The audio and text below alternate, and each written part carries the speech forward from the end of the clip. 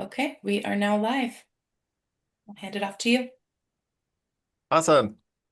Well, thank you for joining the IdentityBot Lab kickoff call. And it's about we are going to introduce how we are going and approaching solving the world's largest problem. So for the sake of time, I will go ahead and just make a quick comment and then pass everything over to Chris. So identity chaos is a problem that we face that I'll discuss in a moment. But the most important thing is we don't have control of our digital identity and our data. And it's extremely important that states support this. And just while we have Chris, he is in charge of the SEDI, SEDI program, the State Endorsed Digital Identity. And while we have him on the call, I'd love to pass the time over to you just to discuss what SEDI is and anything else you'd like to say. Rob. Hi, everyone. I'm Chris Bramwell. I'm Utah's Chief Privacy Officer, and I direct our Office of Data Privacy. I also have joining with me here George McEwen. He's our privacy architect here in the state of Utah and working very deeply on the technical side of our SETI project, State Endorsed Digital Identity. Um, and Rob and I, we've been chatting for a few months now. Actually, Rob's been very engaged in this project as well, and bringing, I think, his knowledge related to AI agents, wallets, and what's going to be coming in relation to all these things that can be built, utilizing some of the foundational components that hopefully SETI provides, or are ancillary to other projects coming out of the Linux Foundation. State endorsed digital identity, for those who aren't aware, that's Utah's approach to create what we view as a foundational core digital identity, where the state plays the role of endorsing an individual's digital identity, but the digital identity is built in a manner that the individual can control and use that digital identity over their entire lifetime, providing unique capabilities of perpetual authenticity, perpetual verifiability, delegation, guardianship, with no tracking, no surveillance by government, but truly sovereign in the individual's control, but backed by government. And our hope with this approach is that then becomes what we view as an American form of digital identity that is open. Anybody can build upon, but then it can be used in both the private and public sector as people engage in both the physical and digital world. And obviously, the problems being discussed here with what's going to come with AI agents, and many other new amazing technologies coming. Hopefully, this will provide some capability there to support these projects to help us move into the next level in this digital age and evolution that's always happening, but do it in a way that we can fix some of the existing problems that are on the internet in relation to identity and fraud and lack of trust. And hopefully this next version is a little better for society. Perfect. Thank you very much, Chris. And so Chris will be leaving us here momentarily. And then, so what I would like to do is go ahead and I believe everyone can see my screen. So the agenda that I'd like to discuss today is we will touch on what the problem is of identity chaos, and we'll touch on that. And then we'll talk a little bit more about control, and then we'll tie in what Chris said about SETI and how that relates to this IdentityBot Lab. And then we will define what identity actually means in the context of this lab. And then we will discuss what an identity agent actually is and a little about what it is not. And then I will share a demo with you of what it looks like. And then we'll discuss the initial capabilities, the first use cases, and then also just share why IdentityBot, like why even participate with this lab. And then we'll leave it, depending on how much time we have, then we will leave it open for questions. And so I don't know if there is a way where people can ask questions online as we're talking. So if you do have questions, if you can put them in the chat. Or do you see those, Christina, anywhere?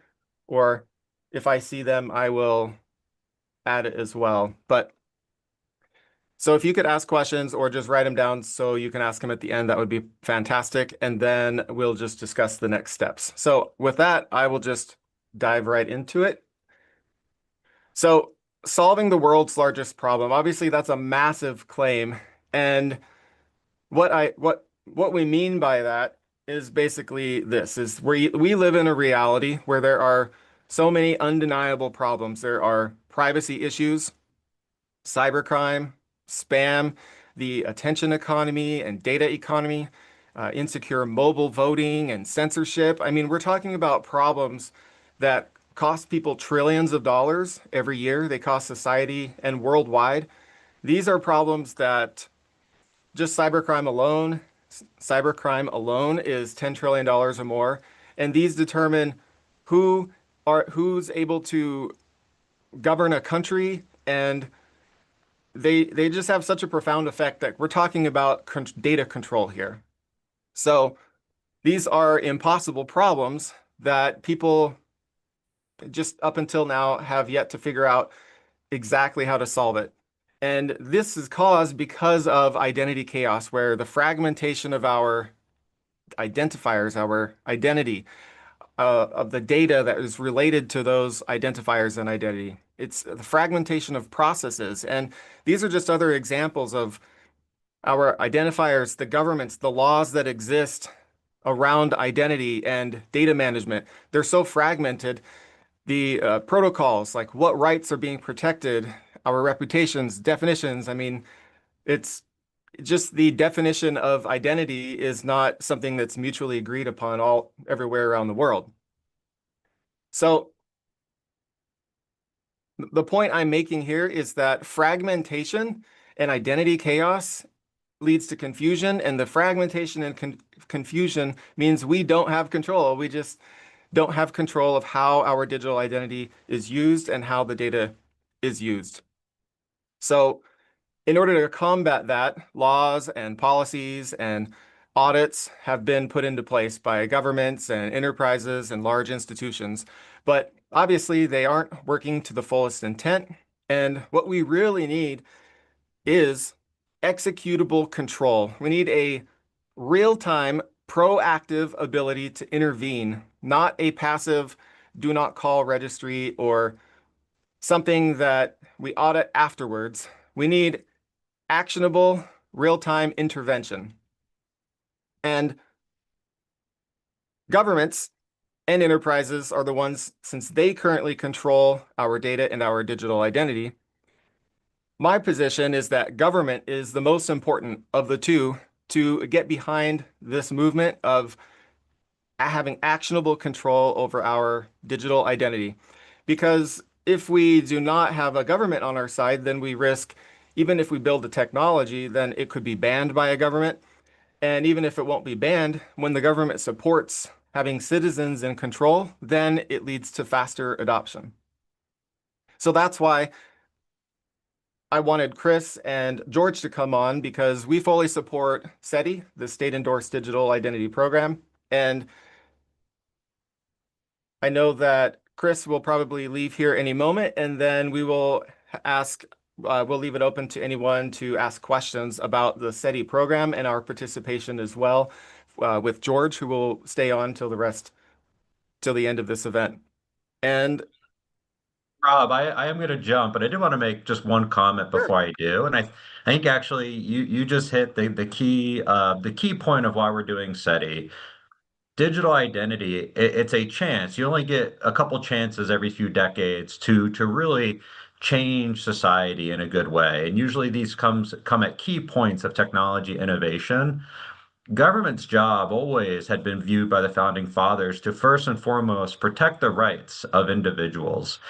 And our goal with SETI is, can we do digital identity that reestablishes that role where government is there to help protect your digital identity so that the individuals are the ones empowered? And we do want individuals. You should be the one in control of your keys. Whoever controls those keys controls identity. And this framework we're building with SETI should provide that backstop. So when things do go wrong, there will be things that go wrong, but government is there to help protect you so you can operate in this complex digital and physical world space. And you can do it with confidence, knowing that other parties are not there to exploit you, but instead are there to support you so you can function in that free market that we have here in America. But I think what you just hit on there is exactly right. Government's role is to help protect you, endorse you, so that you can live the life you want to live and do it in a trusted way with your digital identity. Thank you, Chris. I love it. Thank you for sharing that. And again, thank you for joining us. Thank you. Yes, and we hope that all states and eventually around the world that SETI or laws like SETI are adopted around the world just because it does exactly what Chris said, where it puts individuals' rights at the forefront and protects their rights in a actionable environment where it's not something that's passive. So with that being said, the significance of this is that the IdentityBot Lab and the code in the application that we are going to create and that we are creating will meet the SETI requirements. And one of the functionalities with SETI or well, it's a digital wallet, but I'll talk more about that momentarily. All right, so I want to jump now to defining identity. And the way that we approach it is, since we are solving identity chaos, which is, the fragmentation of all of our identifiers and data and everything, we want to keep the definition simple. So this is how we look at it in terms of the IdentityBot project. And identity is the dynamic set of attributes by which an individual is uniquely recognizable. So an identity is, and we're talking about the physical, just, me right here. I'm always changing. I am, like I grow older, my body changes, I think different things, I'm doing different things, and I have hands that allow me to do something. And for the Identity Bot project, we believe that identity and digital identity are merely digital counterparts. So a digital identity is a digital counterpart to the actual identity's attributes throughout life. And this means it's more like a video where as we are progressing over life throughout our entire life, our digital identity is constantly evolving. And this is kind of different than how NIST or other entities might describe digital identity as just within a particular context where it's just a digital set of credentials. So it's just really important that we know that, or that we think about a digital identity as the entire life and everything about a human. It's just the digital version of it that can be tracked. Now, so with that, what is an actual identity agent? Well, since we are solving identity chaos, then an identity agent is where we route all data from an entire entire individual's digital life through a single application. And then users must be able to configure that application, like the identity agent. They have to be able to configure that as well as other software that is related to it, such as the operating system on which an identity agent would run. And then once we've routed all of that data from an individual's life onto an application that we use, then that application, the identity agent application, must run on hardware that the user also controls. So that could be a cell phone, a laptop, or a server. And this means that an identity agent requires that we have control over the entire infrastructure. So it's standardization, software, the hardware, a provider ecosystem, anything that plugs into it. And I wish I had more time to add some visuals right here, but I'll leave that for the future. So continuing on with what an identity agent is the goal is orchestration. It's not intended to be, since you're bringing all of your data or access to your data into one place, it's not intended to be like an everything app. It's not intended to be your spreadsheet and a CRM and everything for everyone. It's not intended to be that. It's just intended to orchestrate the data and the flow and the identity and permissions and systems that allow us to manage our data and digital identity. And so the sixth thing that it is an identity agent is something that provides executable governance. And so this is where Chris was talking about, where SETI's goal and the goal of identity agents and the IdentityBot Lab is to protect people's individual digital rights. And we map those digital rights to capabilities in the code so that it is an executable governance system, not something where we create a law or a principle and then, afterwards we just hope that it happened. So executable governance is extremely, extremely important. And I'll just go through these other ones a little quicker. So decentralization, this is where the entire purpose of SETI, I believe, and also especially for this lab is to make it so that we are not centrally reliant on a single company, that it is as truly decentralized as possible. And then an identity agent is not an identity agent if it's not portable. If you can't, like the end goal is to have one button where if you have an identity agent running on your laptop and you want to transfer it to a server or to a phone, you can click one button and then it'll transfer it to a different hardware. It needs to be that simple that it is portable. And then the amount of encryption is extremely important as well. And the goal is end-to-end encryption, encryption at rest, encryption during transit, and encryption during the computing. So if it's on a cloud-based server, it has to run, for example, trusted execution environments. Now, local execution is also an important thing, and I'm referring to pluggable. So if you have an identity agent on your local device and you use it, then it's obviously running locally. But what the IdentityBot Lab aims to accomplish here is instead of, for example, if you want to have a outside consultant analyze your finances, instead of handing all that data to a financial consultant to analyze your wealth, then instead the consultant could run an application on your identity agent that's local to your identity agent server, and then it could analyze the data because all the data is there. No data is given to the consultant. And so basically we're bringing the algorithms where businesses or people can run execution locally in verified apps on the identity agent to analyze data without ever sharing data. So that's just an important and exciting thing. And then we're almost done with all what an identity agent is.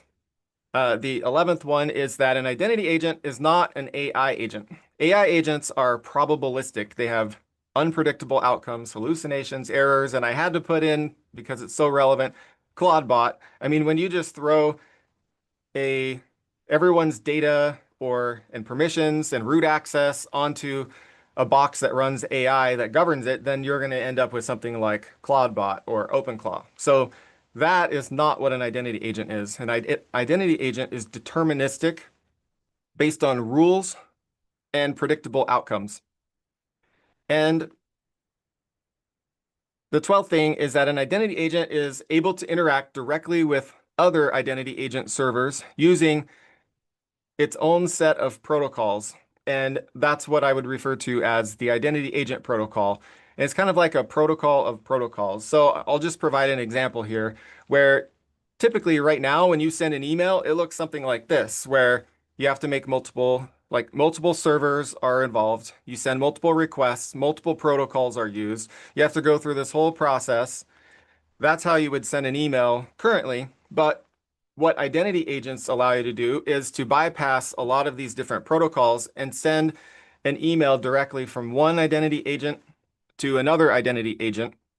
And then it reduces the total number of servers involved, the requests, the protocols that are required, so that you can send an email directly to another identity agent. And of course, it is backwards compatible, where if you want to use the traditional emails, then your identity agent can still add additional layers of privacy and security and identity verification and everything that an identity agent has, but on traditional servers. So there's a lot in here, and I'm hoping that I'm just going through this very quickly, and then if anyone has questions after, then that's where I'll answer more questions or dive deeper. Okay, so I believe this is the last one. This is what an identity agent is it offers a path to absolute control. So I just had to bring up what are the different variations of control. And this is a topic that I know lots of people will discuss, is how do you know if you actually have control of your data? How do you know if you're like, is there actually privacy? And so here's what I mean is right now, we don't use identity agents. We have zero control. We have our data scattered across many different apps and services, and we're in a state of identity chaos. Now, one next transition that we can make is we can install, when we build the IdentityBot project, you can install it onto a rented operating system. You could install it on an Apple device, an Android, Windows, but then you're running on top of the operating system that somebody else has built and that they control. So this is a limited control, but it's far greater control. It's a state where you have much more control than in identity chaos, where you have no identity agent. But then the end goal is that we have or provide a way where people can have absolute maximum, whatever that looks like, control over their digital identity and data, where they have their own identity agent software running on the operating system that they have control of, that runs on a device that they control. So this is the ultimate state where we want to be able to get to. And it is possible for even Apple and Android, maybe one day if they open up their operating system, who knows? But this is what excites me about this, is because when you have total control over your data, then you will not have tracking, and you will be able to protect your rights as much as you possibly can. Like, this is the maximum state. Now, I know a lot of this is theory for right now, and where how we set up an identity agent will be somewhere between these two, the semi-control and then absolute control. So here's an example of how we would set up an identity agent. So you could directly install it. That's like in the yellow, the middle one I just referred to, where you install an identity agent on a personal, just on a device like a smartphone. Or there could be a cloud enclave setup where the actual identity agent logic runs on a cloud server that runs trusted execution environments, confidential computing, and then the application that you would download on your smartphone serves as a remote into your actual identity. This way, it keeps a lot of the private information on hardware that nobody can see, whoever provides this infrastructure, whether it's your own separate server or a paid cloud service, professional cloud service. And then another setup that we have to mention, of course, is the enterprise server, where an identity agent can run and manage the identity of an enterprise or an organization. Now, there are other combinations and ways that this could be implemented. I just wanted to give you a rough, an example. So right now, I will go ahead and just demo what an identity agent actually looks like. And let me pull that up. So I will look at the remote view. So if you have an identity agent running, this could be running, anywhere. It could be my machine, or it could be running on a device. But the point is that you have total control over the environment that's running this identity agent. Now we have three sections. The top section is the identity section, where you can manage your different identities, or let me rephrase that. You can manage your identity. Because just like in real life, you only have one. In the digital life, all of your data is managed under one identity agent, and this represents your identity. And we have introduced the concept our goal is to create a standard where in order to prove your identity, we use a score system of 0 to 100%, and it indicates the probability or the likelihood that you are exactly who you say you are at that exact moment in time. And this score can fluctuate and go up and down. And by default, it's based on NIST, the identity assurance levels, IAL and AAL. And anyway, this is the identity portion. And then this right here is the notification section where anytime somebody in your entire digital life, if with all of the apps and everything you have connected to your agent, if somebody wants to request your name or a credential, or they want to pay you something, or they want you to pay, just anything, this is where you can approve requests, view, click on a button that will say details so you can review more. And this allows you to have active control on things that require human permission, your permission. And then, of course, if you import all of your passwords or you're syncing health records, this provides you a centralized way to keep track of what your identity agent is doing. And then this activity, this is intended to be a high-level snapshot of what exactly is happening with your identity agent at any moment in time.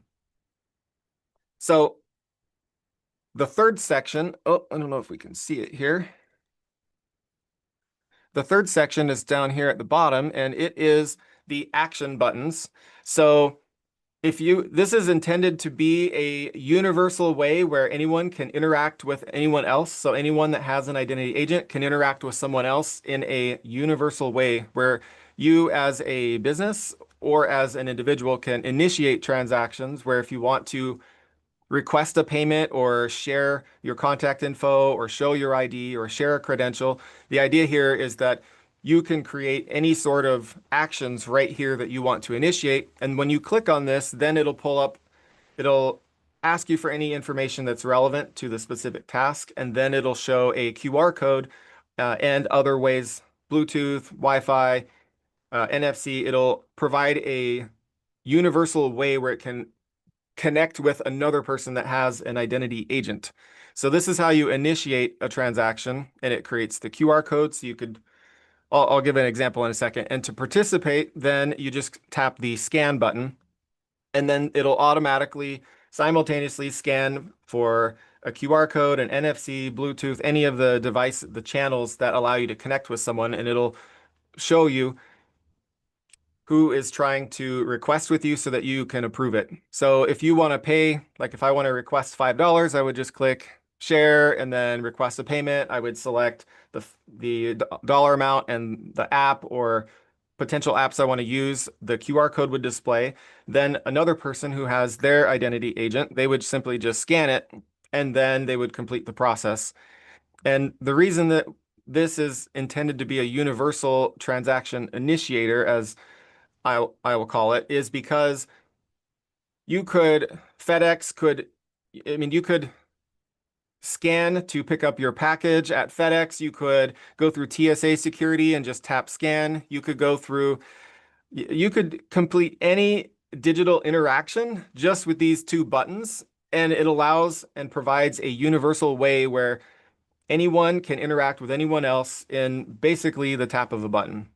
Now that I've said all this, I know that there is a potential for a lot of complexity, or like, how does grandma use this? Well, that's why I'm really excited for the chat bot that we can all build out, where if I need my identity agent to do something, or if I'm worried about a setting, or I just want to be educated and learn something, I can ask my identity agent to tell me what the setting is that I need to update or what I need to do. And it can actually update the setting for me. And this AI is a plugin again, so it will be trained on exactly how the identity agent works. And it can run, you can use an API connecting to OpenAI or Open ChatGPT if you want, or you can run a local instance for local inferencing and have an AI run on your own device, which is the preferred way. But so basically,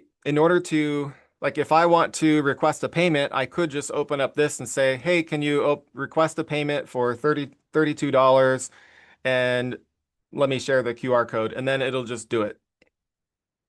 So with that being said, there's only one other thing I just want to share really quick, and that's the menu. It just allows you to manage other everyday type of things where you can update your profile, manage contacts, access your wallet, and this is where the SETI digital wallet would be found that meets the requirements of SETI. And then you can quickly view your data and then update basic security settings and see your devices. So this is, in a nutshell, the user-friendly way where you can use this identity agent app to interact with anyone on the internet, and that also uses an identity agent and to manage your entire digital life right here. Now,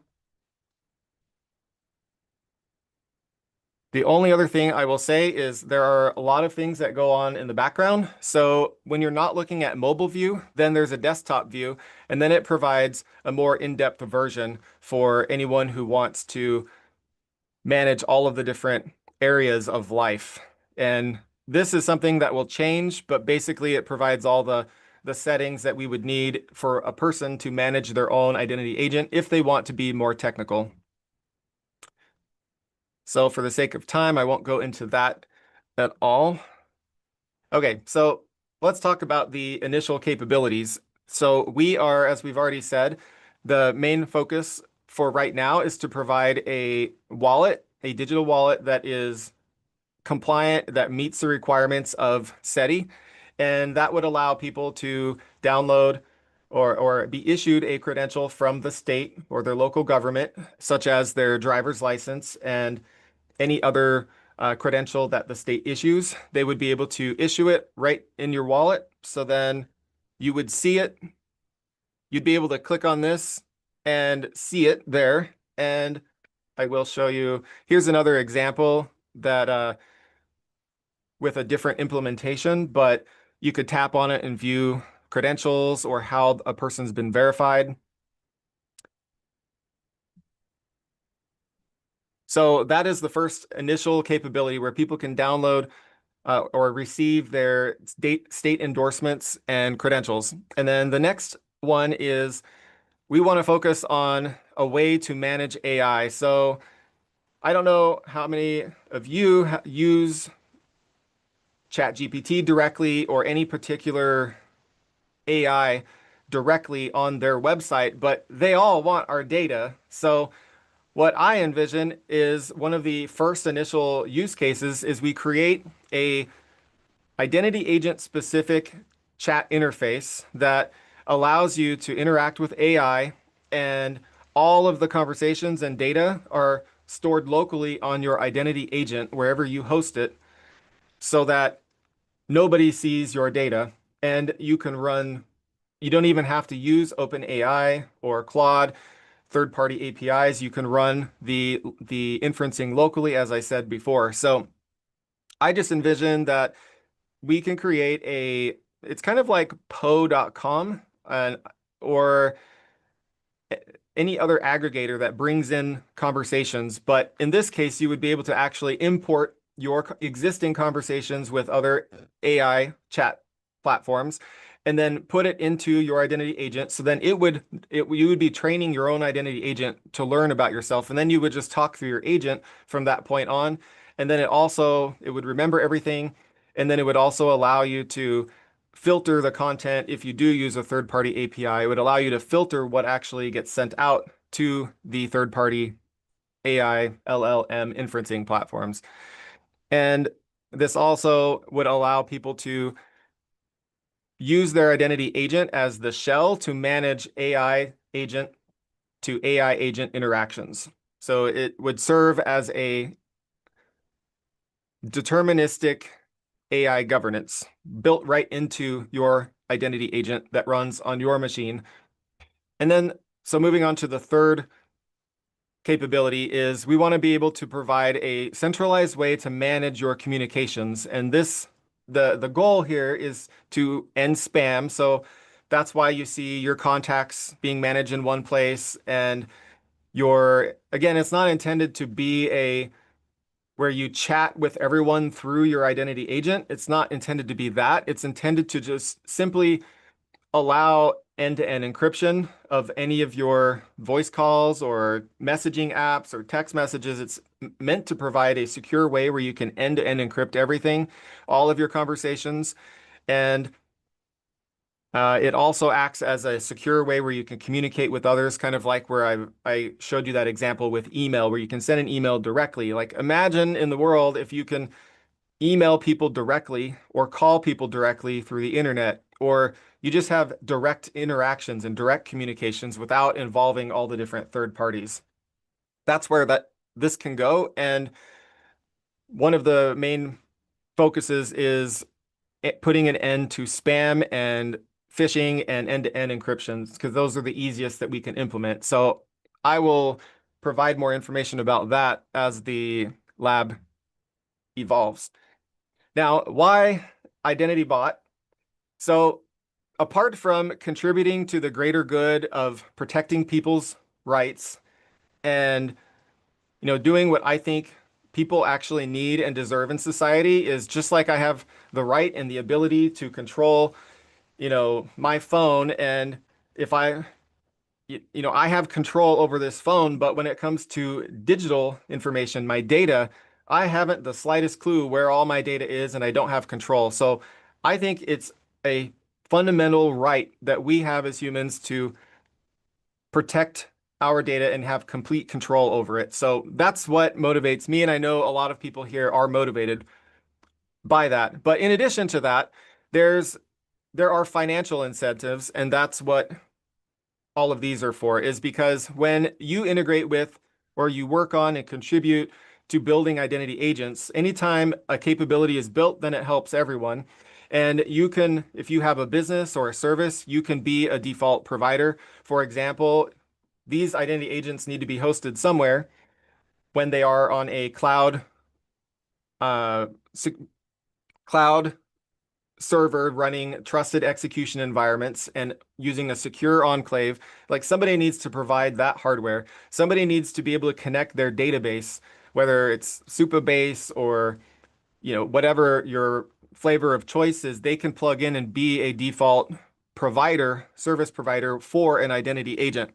And then when you contribute to the project or participate in any capacity, you can also help ensure that it integrates with your specific business so that all of your users and customers and employees can use the one button transaction, the universal transaction initiator, where you can just participate with the click of a button and scanning QR codes and so forth, logging in to websites. We can get rid of passwords.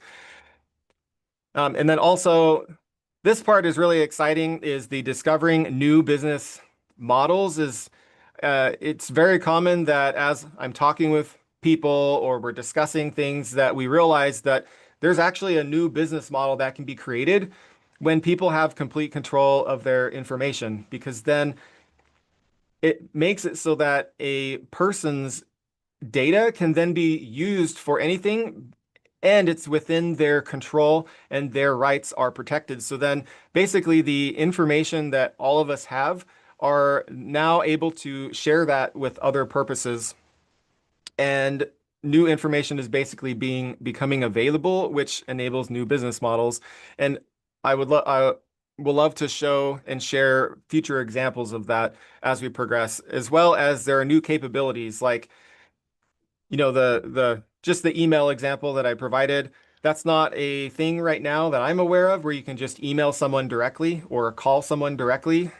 Right now, we are 100% reliant on intermediaries and third parties. So how cool would that be to actually be able to email directly and call? Those are just a couple examples of the new capabilities that we can create, that all of you can create using an identity agent.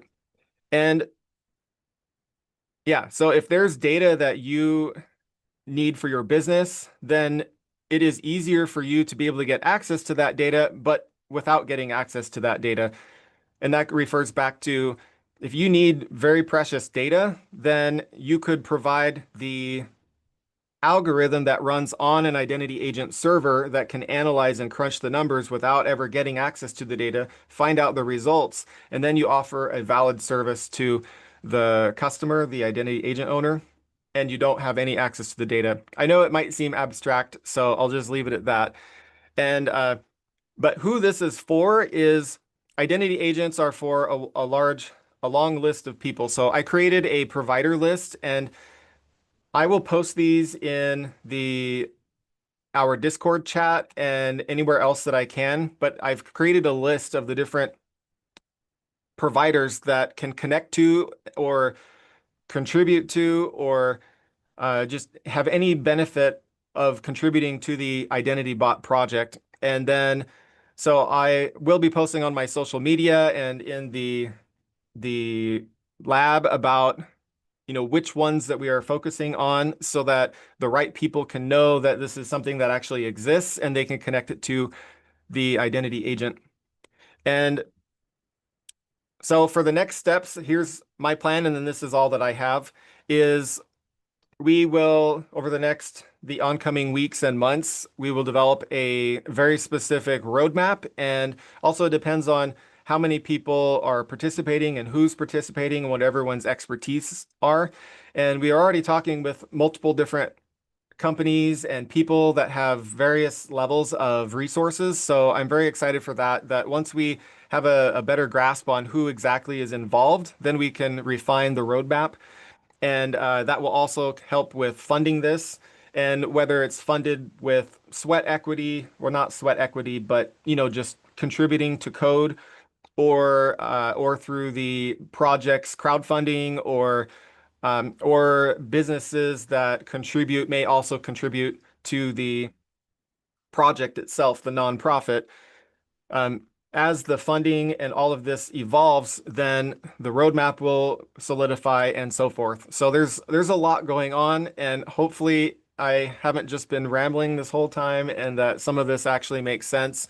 And to have it make more sense, we will create work groups, and I will post all of this in the various channels associated with this lab about the different work groups so we can come together and start building this. And we will have weekly meetups, and then anyone can email me, rob@antispamguy.org, if you have any specific questions or if you have suggestions on how you'd like to be involved and contribute with the project and so forth. So with that being said, that is everything I have, and I would love to open it up to questions. So Christina, do you have a way to do that?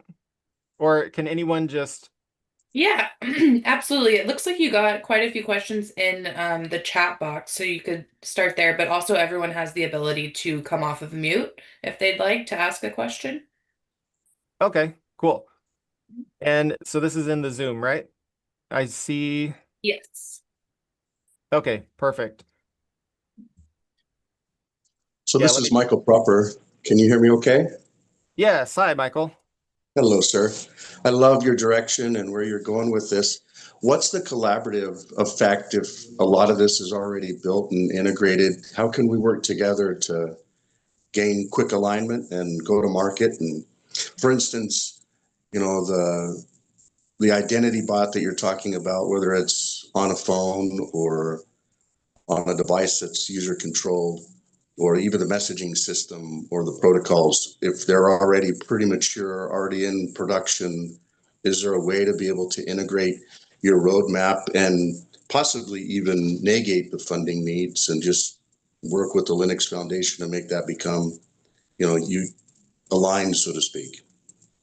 Yeah, absolutely. That's where the thing that I would recommend is for right now, just send me an email and then we can connect on a call. And then I know that certain functionalities that maybe you have that are uh, like maybe you have certain functionalities that are extremely capable uh, and what do we call it?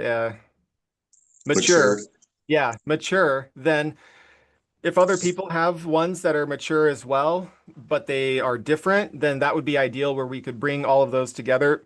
Like right now, this is just we all need to build this together because we can't solve a multi-trillion dollar problem that wastes, billions of hours of our lives and frustration. Like we can't solve a problem this big alone. We have to have people together. So I So completely, all hands are welcome to just email me or message me on the Linux Foundation, the done. Discord, and then let's just start the conversation. And then once we have two, three, like really solid things, which we are pretty close to that, then I would like to do what I would like to do is move all of those conversations to the weekly meetups. That way, anyone that can join can see, because we're not, our goal isn't to have these in, our goal isn't to have these conversations privately. We want to have them openly so other people can get ideas of knowing how this stuff can operate and how they can contribute. So,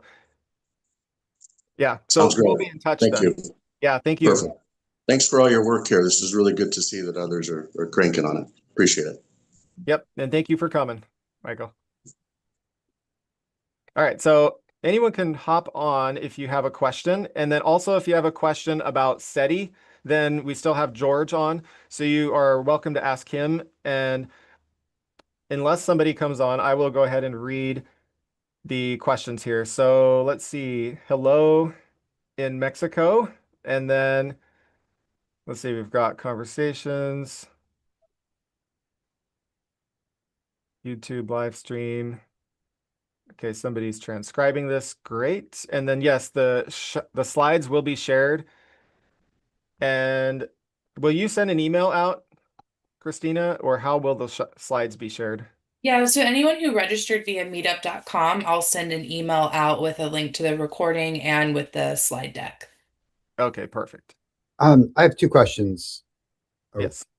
So my professional focus is on how we like work for our identities rather than just, consuming them off the shelf. And I think there's a equivalency here. But my concern with the digital twin metaphor is that it suggests like a static copy, like you are Rob, the anti-spam guy. But what if for those of us who have multiple distinct professional personas? I mean, I do some sale coaching on the side and other stuff. So is that do those that never really cross pollinate, or does it try to collapse everything under like sort of one master ID? Yeah, no, thank you for bringing that up because yes, we definitely have multiple digital identities right now, 100%. So in terms of, I tried making these look like they're in motion. So in terms of the static, the snapshot, like I think I spoke more in terms of how the information about us changes, but you're talking about how we create new identities with different institutions or something. Is that what you're getting at? I think so. Yeah. So I'm just trying to Okay. understand the other that, and then I'll just throw the second one. Is do you know this term subsidiarity? Subsidiary. Well, it sounds like like a subsidiary. Yeah, it's actually kind of like what underwrites the EU. I think originated like in Catholic social thought, but the idea is like you do things at the most, at the lowest effective levels. And I think the effective part is crucial.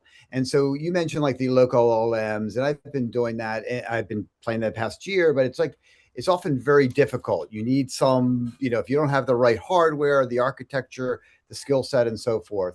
So do you see that this way? For example, you mentioned devices, but you also said servers. So is there something at this sort of more intermediate level, like not at the level of the big platforms, but something that's like closer to the user? I don't know whether it's a digital community or something that would be able to sort of help those who might not be able to have the technical competence or so forth to manage this. Yeah, that's where I think there's a lot of potential for us to build so with the list of service providers that I believe I have in there LLM host providers or something like that, because I think what you're talking about is instead of having to host it yourself or just using the massive companies, then Mhm. we can have other models or open source or something be hosted on a hardware that uses confidential computing and everything Right. as if it's local to you, but then they provide the infrastructure where they can't see any of the data that's being passed through from the identity agent to that local inferencing. So exactly how that looks like, I see multiple different variations, but I think that there's going to be a market of providers that can provide the confidential AI computing. And then Okay. yeah, and that's something that I'd love to explore in more details later on. And then to answer your other question, so there's how you use it from a graphical user interface perspective, and then there's technically how your identities would be brought in. And basically it comes down to the carry protocol, KERI, and where each different service you would have an ID issued. They call them AIDs. And so I'm not sure how you're asking the question, if it's technically like how is your identity brought in from other existing digital identities or how you interact with it. But does that answer the question? I think so. I'll look at those architectures and follow up if I have other questions. Okay. But thank you. Okay. Yeah. All right, let me ask like that. Hey guys, thanks again for taking the time to chat with us this morning. This is the same question that I left in chat a little bit earlier, but this is a question for both Rob and George. Ultimately, I'm kind of imagining that somebody's gonna have to verify these identities and like to actually be able to attribute agents to real people, or whether they are or not attributed to real people.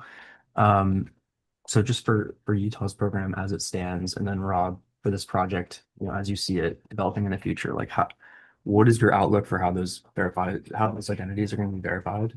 And what role are private companies going to play in this? And like what implications does that have on your true privacy for both the Utah program and for this protocol?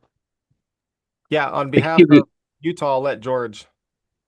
yeah, I can give you a little bit of an idea of what we're looking at. So there are existing identity verification means that are established in states to give you your core documentation, like a birth certificate or driver's license. So a lot of what we're doing in this process is the hybrid of where you have paper documentation and an in-person presentation of that documentation for the state to endorse your digital identity. What we're looking at is, like Rob said, basically an AID under carry is associated with a key pair, which is the way that we're going to allow you to demonstrate control, is that you have the private key and you can do signing actions and other things necessary to prove you have control. So basically, in our approach, you bring your cryptography with you. You've generated your public-private key pair.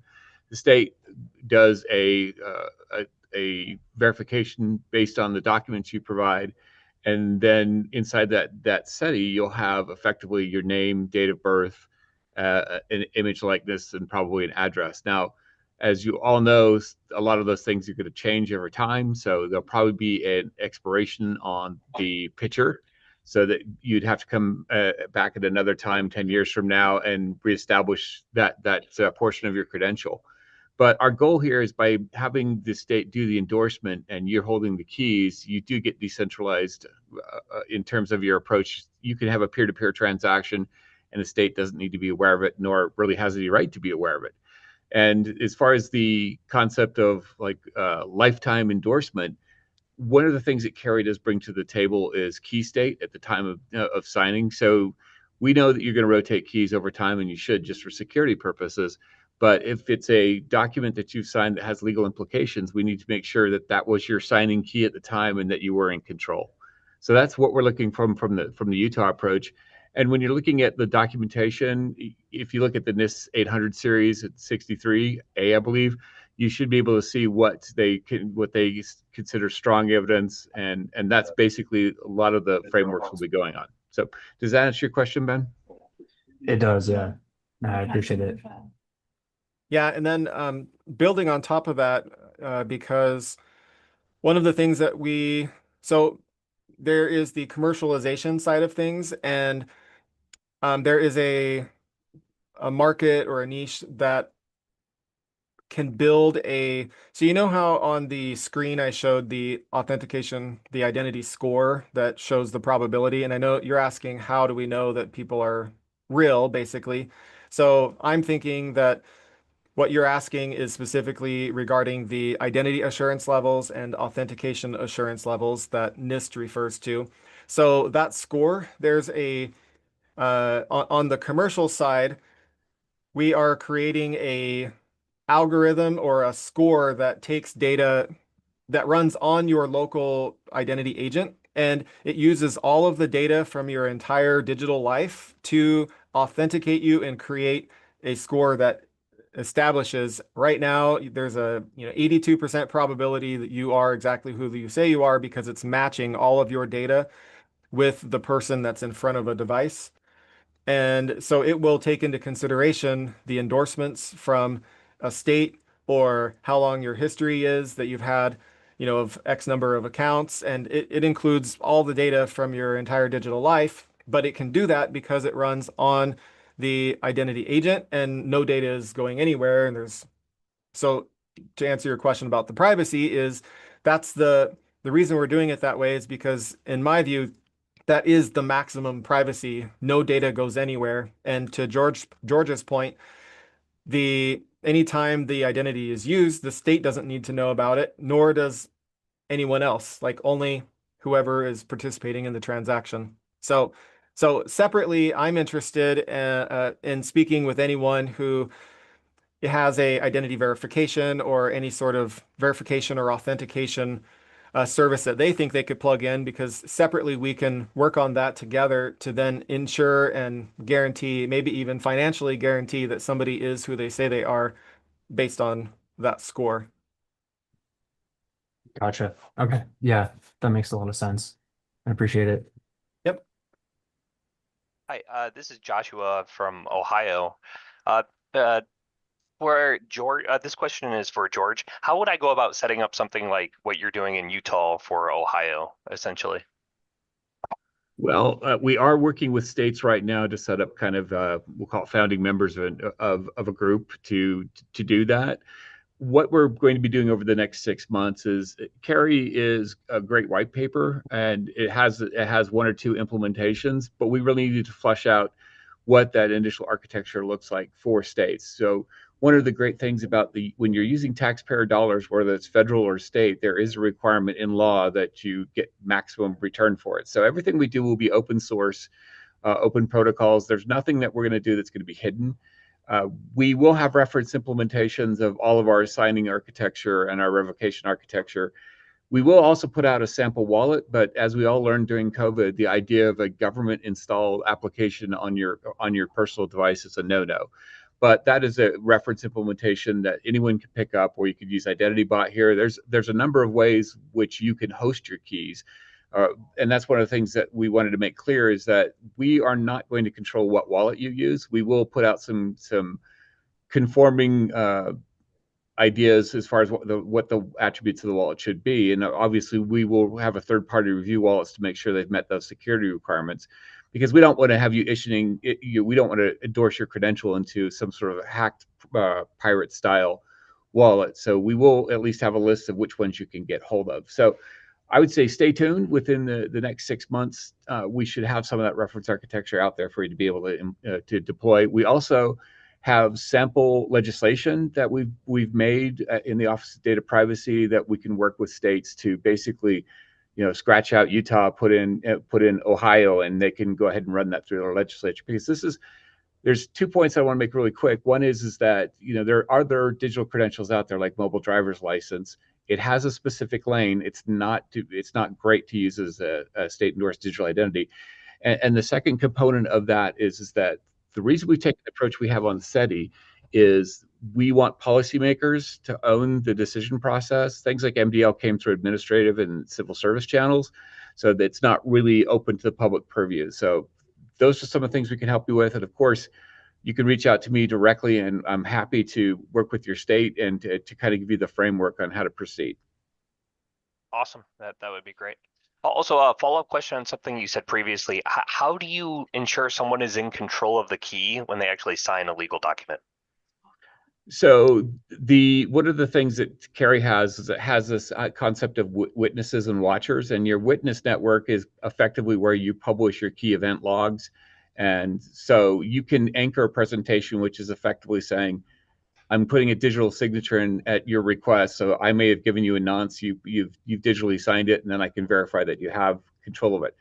One of the benefits of this particular wallet infrastructure is since when you publish we'll call it your inception block to kind of steal other language that's out there, it contains your AID, and it also contains the hashes of your next couple of keys that you wish to use. Those are all public events, so anyone can look at your AID, look at your key event log, and determine if you have control. You have a local copy of your CAL, so if something showed up in that key event log that wasn't yours, you've been compromised, you can move to the next key. And I would just add that there's cryptographical or mathematical control which is what you're talking about. And of course, that's extremely important. But then there's also physical control. How do you know the human is the one that is interacting with those keys? And that's where the identity assurance level and authentication assurance level that is being built into the score that is on an identity agent. That's where that comes into play. Just wanted to add that on there. Now, are we good to just keep going, Christina? Because I know there are lots of questions, and I'm happy to stay. Yes, absolutely. Yeah, Okay. no problem. Okay, cool. Let me just go down the list. Well, go ahead, Brett. You got your hand up.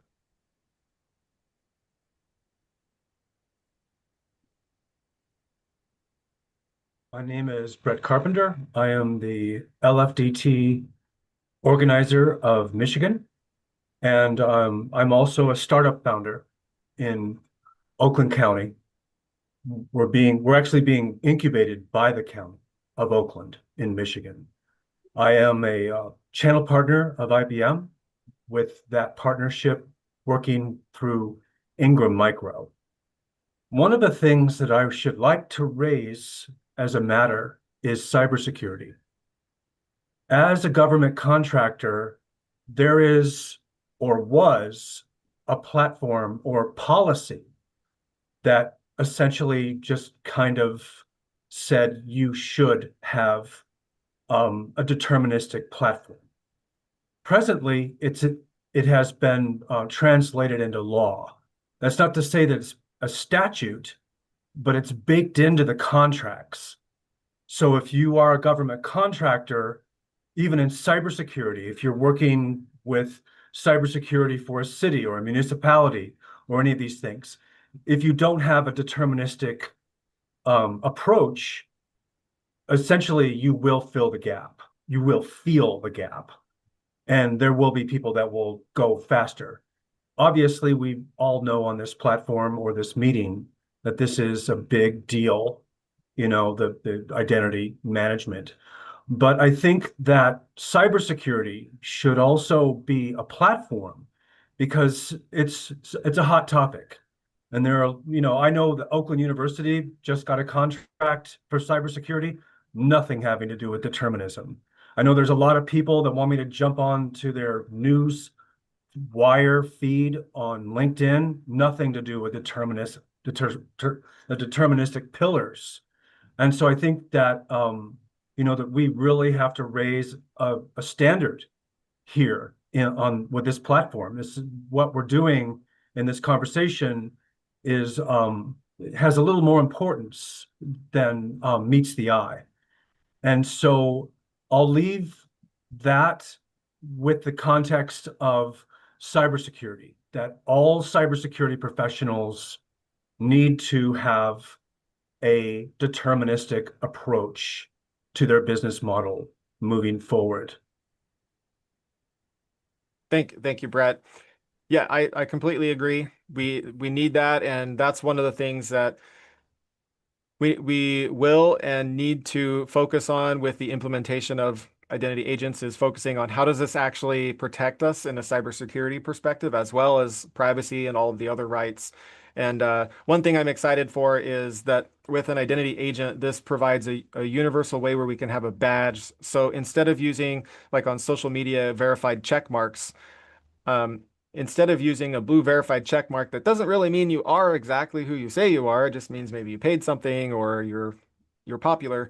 But we replace that with a universal type of badge that shows the identity score from 0 to 100, and we simplify it down to a red, yellow, and a green badge. That way, anyone on social media can view another profile and see a red, yellow, or green badge based on the probability score that they are exactly who they are. And that score only indicates the probability that they are exactly who they are. So that's one practical implementation that knowing if somebody is who they say they are will have a profound cybersecurity, net positive. So let me just go ahead and find the other questions that we have here. And if anyone else has, I skipped them. So for this might be a longer discussion, but from Nathaniel, where how are you handling the identity behavior decoupling when an agent moves between different economic contexts? And do the identity, or I can't see because something maybe does the identity layer have a native audit trail for decision drift, or is that external? I think I'd have to get back to you on that. I don't have an immediate answer, but it sounds like that is addressed. So I will move on to the next one. I do apologize, Nathaniel. And then for Joshua, how would the end-to-end encryption and calls and messages if you're using other services? Yeah, basically the way I see it is it's very difficult to end-to-end encrypt other calls if the person that you're calling does not have an identity agent. So the short answer is it's not intended to end-to-end encrypt people who do not use an identity agent. So the best answer I have for that is it's about adoption. What technology exists that does make it super easy to have end-to-end encryption? And if there's a technology, which that's what we're trying to accomplish here, by aligning financial incentives and other incentives, is we want to make it super easy for people to adopt this. And that right there will help increase the amount of people that use it. And then by default, it'll be easy to have end-to-end encryption, especially when, governments support this or support, any technology that uses the decentralized and carry-based protocol. So next one from Joshua, what prevents someone from making fake IDs? That goes into the identity confidence score, and that's a deeper conversation. But basically, the reason I want to get together with any other verification and identity authentication company is anyone who has technology and the willpower to solve that problem of is somebody who they claim to be. We have so NIST has the IAL and AAL levels 1 through 3. When you use an identity agent, it opens up the door so we can create what I would call a level 4. So it's something that would far exceed a level 3 of IAL of identity assurance. So that's why I want to work with other people providers that will plug into this identity agent so we can provide something that far exceeds identity agent or identity assurance and authentication assurance levels 1 through 3. So that's how we will prevent it. That's the only way that I can see is by using something that's much more effective than the current NIST standard. And then what will catalyze adoption? It may be interesting to build the wallet into browser OS stack. Has there been consideration for MPC, or is that MCP, or maybe I don't know what type of encryption MPC is. And I'm working on things along these lines. Yeah, I'm happy to discuss that. And yes, I think it's interesting to build these into different. So I view an identity agent as an app suite where it integrates whether in the browser or like basically they're all remotes. You could access your identity agent in whichever, whether it's a browser plugin or an app or directly into the operating system. That would be fantastic, but I know that's more difficult, potentially depending on how you do it. So, and then to We've catalyze actually done that, Rob. embedding it into the operating system? Yeah, so we built ClearOS Server, which Hewlett Packard Yeah. Enterprise pre-installs globally on the back-end node side for the watchers, listeners, the architecture for the storage, which uses a decentralized sharded storage architecture. So there's never a file in one location. And that's pre-installed on all HPE servers, and it works on all x86 and ARM-based servers on the server side. And then on the mobile side, ClearOS Mobile basically runs on any Android device. And we've actually built the Clear phones that runs it natively, but it runs the carrier architecture at the boot. So when you're actually, so it's underneath the operating system per se. And then there's 16 applications that are decentralized applications that uses the carry architecture to link into contacts, calendars, messages, photos, other apps, including email and the future of messaging that's actually decentralized messaging. And it links all of those together to the decentralized storage, but it also looks at the reputation around the individual. So you don't even have to pull level 1 through 3 to verify that this individual is actually building who they say they are, per se. And then you wrap that decentralized carry architecture around centralized systems that are already doing KYC and AML, such as banks. And that's how you can get way past NIST 1 through 3, well into 4. But the operating system for ClearOS Mobile and ClearOS Server actually ties to the device level, whether it's on the server node side of it or on the phone and Life app side of it. And then it literally links those in a way where you can log into a web interface and have all of the apps and payments and identity and communication all integrated in a seamless web interface that pulls any kind of app, including data vaults or payments from marketers, everything already, it's already all done. Like these are all fully functional apps. And we're happy to open them up. I mean, there's millions of lines of codes, hundreds of thousands of developers that have been involved over 17 plus years. We've done tons with the Linux Foundation with ClearOS Server decades ago, and this is all absolutely open and free to the world to use and to leverage. And what you're talking about from your digital twin and identity and the whole presentation here is literally a use case and application to it. But if we were to work together, it would rapidly bring what you're talking here to fruition, in quarters instead of years. Awesome. I love it. Yeah, thank you. Thank you very much. And I definitely look forward to diving more into detail on that, um, because that's super helpful. And let's see, we've got a bunch more questions here, so I'll just move on so we don't drag the call out, even though I love talking about this stuff and being here with you all.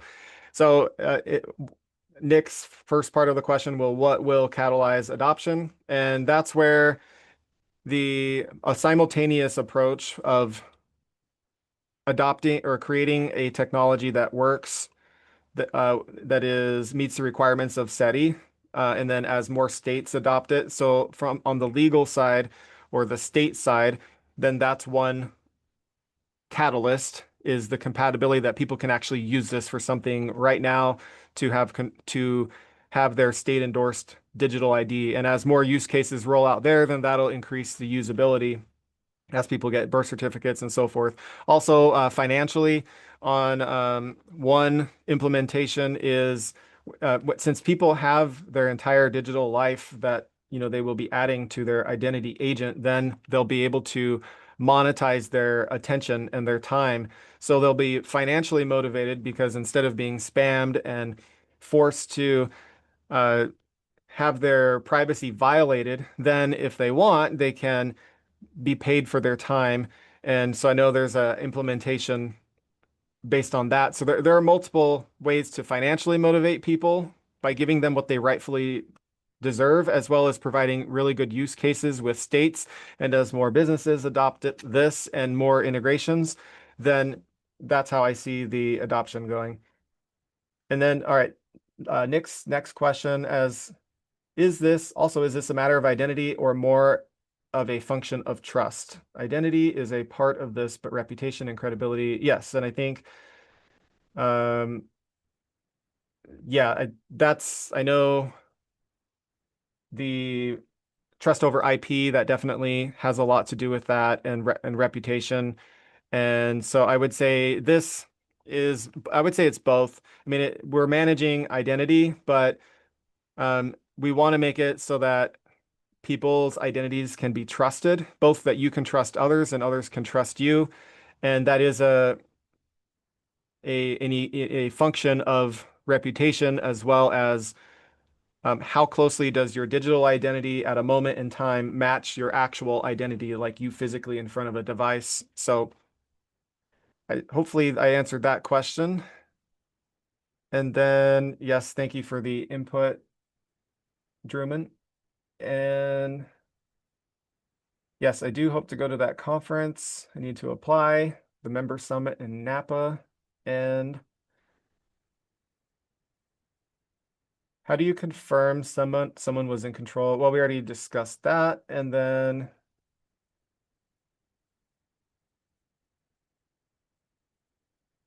yes, thank you, Alfonso. Then Brett, I think we chatted. So I think, let's see, this isn't a problem you can solve completely with technology. We have things like notaries in the physical world to solve this problem. We can also have digital notaries. 100% agree. That can be built in. Phil is right on the need for recognized and trusted third parties are needed to help scale this. Oh, yes, definitely, everyone. Ibindu from India on how participants usually get involved. Yes, so I will talk with Christina about when she sends out the email, maybe we can include something to be involved, like a specific link or something. Otherwise, I would join well, either email in the email that I sent me, or just message the group on the Linux Foundation Discord for the IdentityBot Lab. And yep, looking forward to see where it goes. I have not connected with improve.com, but I'm open to it. And all right, I think that's it. So if no one else has another question, then does anyone else have another question? Otherwise, with that, I'll turn it back over to Christina. Any other questions? All right. Well, thank you, George, for staying on, and thank you everyone else for coming. And Christina, it's over. Back to you. Great. Thanks, everyone. That was a great discussion and really great presentation. So thanks, everyone. We will be in touch with a follow-up email with a link to the slides, to the Discord, and any other resources that were shared here today. So if you registered for Meetup, you will get that email. Thanks, everyone.